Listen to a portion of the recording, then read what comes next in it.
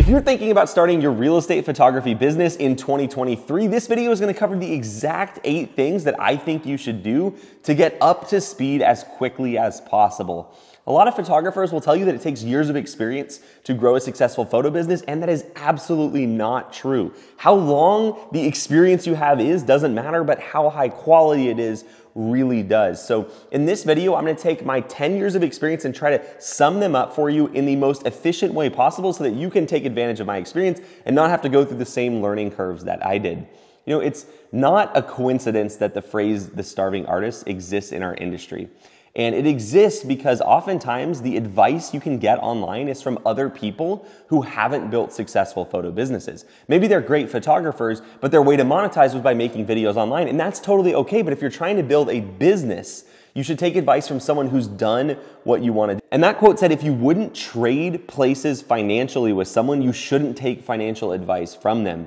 But I think a lot of times, especially in our industry, we take financial advice from people who are not successful financially. And I'm not saying they don't have anything to share, but I'm saying modeling your business after they is not proven successful is not a good route to go. So in this video, I'm going to teach you from my experience building a real estate media business that has done millions of dollars in real estate photo shoots, and my experience teaching over 5,000 people how to shoot real estate photography. That's what I'm drawing from. That's my base of experience that I'm going to be teaching you, because again, I don't think I should be teaching about something I don't know, but the thing that I do know well in this industry is how to build a financially successful real estate photography business. And the good news is, I actually think it's easier to build a successful business quickly than it is to go the years of experience route and really put in the time. I think that's the hard way to do things. And my version, I believe to be the easy way, because I don't think there's anything that motivates people and inspires them to keep going than a bunch of quick wins, meaning paid photo shoots early on. That is the best motivator that you can possibly get. So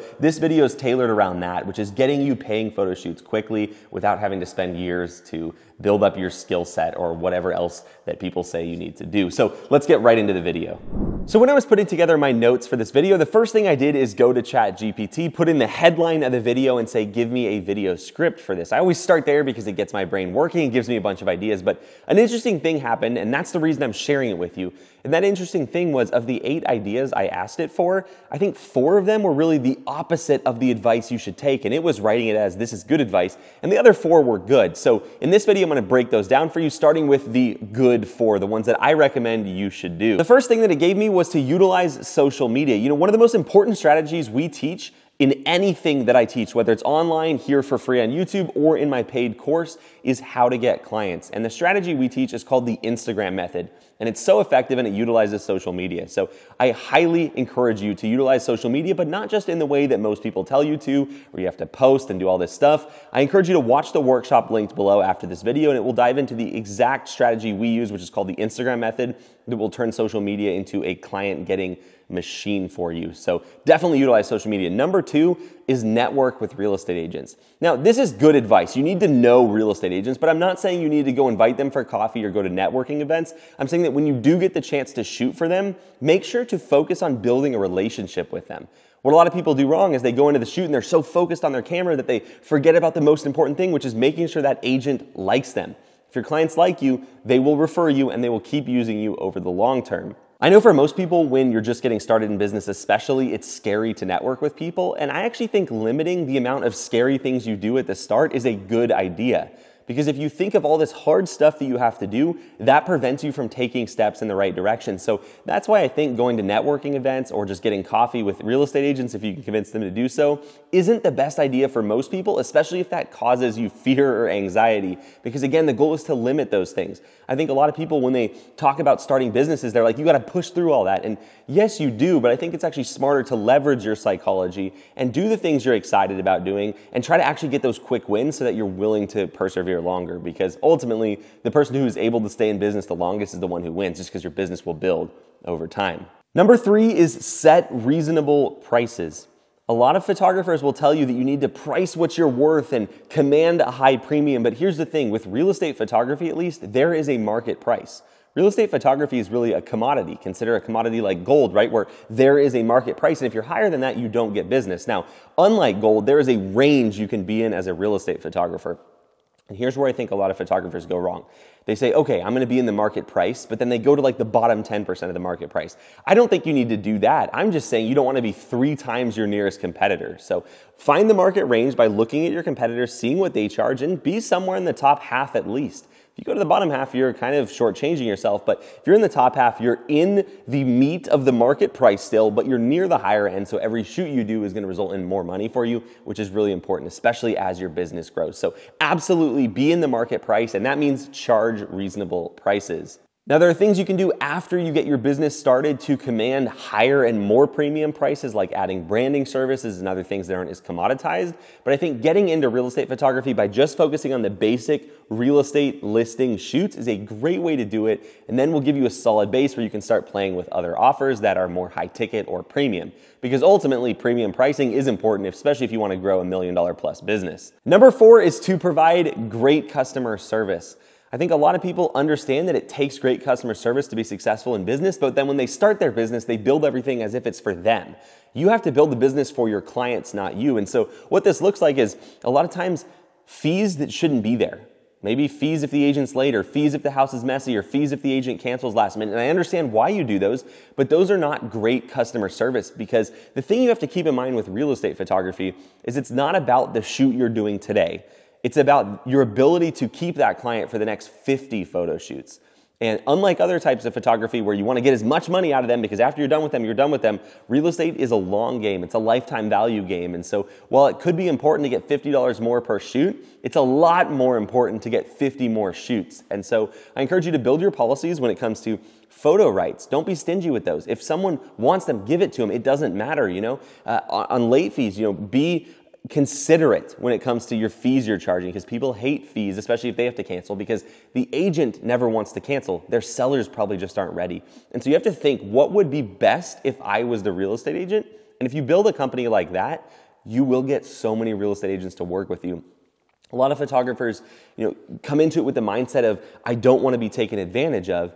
And so they create all these policies, right, to protect them. But the problem is they then end up taking advantage of themselves because no one works with them. And the biggest cost in business, as Alex Hormozi says, is the stuff you didn't know you didn't have, right? It's the business you never knew that you could have had, or the employee that you could have hired that you never had. It's these things that you are unaware of. And so a lot of photographers think that they're protecting themselves, but really they've just taken advantage of themselves because nobody is using them that could have been using them. We had a local competitor one time who showed up at a house, and we knew this because the agent then called and used us. But anyway, the local competitor shows up at this house. It's a new construction. It's not quite finished yet. And because of that, the air conditioning unit hasn't been installed. And it's 90 degrees that day in Texas. It's decently hot. But the photographer just refused to shoot the house because the air conditioning wasn't on. And he was well within his right to do that, right? But here's the thing. That agent turned around and called my company. We went out and shot it, and we've worked with that agent ever since. And this has been probably 3 or 4 years at this point. So that photographer's unwillingness to get a little sweaty to serve the agent and provide great customer service resulted in them losing that business. And so in this industry, you have to think about the long term, and you do that by being the best company to work with, the easiest to work with, the most convenient, the company that's looking out for your clients' needs, not looking out for your own. Because a funny thing happens, the more you look out for other people's needs, the more you are looked after in terms of your business grows and you have everything you could ever want. So definitely keep in mind that in this industry, the most important thing you can do is provide exceptional customer service. You do that and you're going to be a rich photographer. So now moving on to the next 4, which I'm going to completely switch on you from how GPT phrased it, but I think it's interesting to show these because it shows what a lot of the business advice is online, right? Like GPT gets it by just going to get generic business advice. And the first one was invest in high quality equipment. If you've watched any of my videos, you know that's pretty funny because I say the exact opposite. I say get started with whatever you can. An investment in high quality equipment is not an investment, it's a waste of money. So get whatever gear you can to get started. You guys know, if you followed me for a while, that my entire company switched over to the Canon M50 for a little over a year, effectively just to prove a point that you don't need expensive gear to get great results. We had nobody complain about it. The photo quality was exactly the same because the gear you use doesn't matter. Now, the only thing that I would say matters is having a wide enough angle lens. So don't think you need to save up for a $3,000 camera body and a $2,000 lens.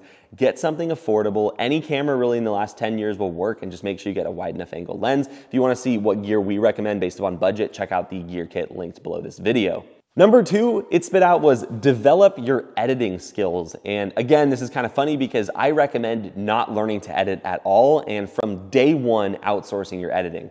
This is one of those hacks in this business that will really help you seem much more experienced more quickly because all of the work to take great images, like 90% of it is in the editing. And so if you hire a good editor from day one, your work will look amazing because again, the quality of the photo comes from the editing. And so you can just skip all that trial and error by going straight to an editor. And here's the thing, you can get great photo editors from between 80 cents and $1 per image. So if you shoot an average project, it's gonna be about 200 bucks, $30-ish is gonna go to editing and you're gonna have amazing results. That is worth it. And editing is usually the longest part. When I make videos on TikTok and Instagram, photographers are like, you forgot about the editing time. I'm like, no, I didn't. I outsourced it. But the reason they keep coming back to that question is for them, that's the longest part. And so that takes your hourly rate from somewhere in the range of 200 plus per hour significantly down if you're spending hours per project editing. So absolutely outsource all of your editing, including video editing from day one if you offer video. Number 3, it said build a strong portfolio. Another one that I completely disagree with. You only need 1 or 2 houses to get started and they don't have to be amazing houses.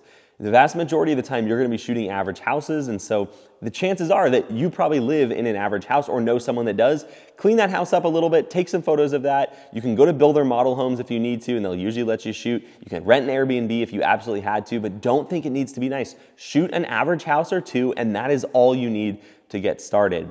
I told a story in a previous YouTube video about a guy I met at a workshop who was making $10,000 a month with his business, and it was like 8 months to 9 months into business. And when he first started, he just took pictures of his apartment, sent those to real estate agents, and never looked back. His next shoot was a paid shoot, and he used that in his portfolio and let it grow from there. So absolutely do not put more than 1 or 2 houses worth of time into building your portfolio before you start reaching out to clients. Again, if you don't know how to reach out to clients, watch the Instagram method. It's in the workshop linked below. It's absolutely free, and that's the best strategy. But anyway, you only need 1 or 2 houses to make that happen. Do not waste time building a portfolio. And the 4th one that I don't agree with is build a professional website. I know hundreds of photographers who literally only use Instagram to grow their business. They don't have a website. And I'm not saying long-term you shouldn't build a website. I have a website at my business, but what we see a lot of people do wrong that really slows them down is they build a website up front. They spend a lot of time on it. And the thing is, none of that time is actually returning money to them, especially at the start, or doing something even more important,